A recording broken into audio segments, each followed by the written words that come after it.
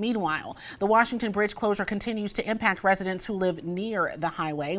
As ABC 6's Caitlin Galehouse reports, some neighbors say that the increased traffic on the side streets is keeping them up at night. I think it's terrible. It's terrible. This is, I don't want to say this is Rhode Island, but it's like Rhode Island that they let it get this far. After nearly 2 months of chaos, federal officials coming from Washington, D.C. to see the Washington Bridge for themselves and say the fix could take a year or two to complete if they have to rebuild. If they bring down the bridge, that's a disaster. Yet you want a healthy, well-engineered bridge. This week, engineers and planners are analyzing traffic patterns, trying to figure out the most effective way to set up the area in the meantime. Still, residents are not confident in the state's leadership.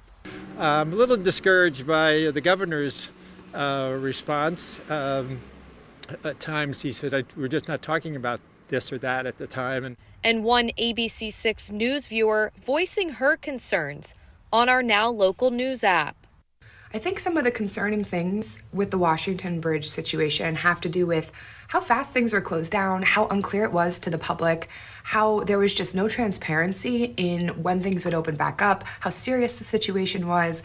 And now half the bridge is still open, which hopefully that's okay. People in areas like Wayland Square tell me large trucks have taken to cutting through the city to avoid the bridge traffic. They say what once was a peaceful neighborhood is now anything but. So the trucks are smart because they don't want to get in traffic, so they come by at 3 in the morning.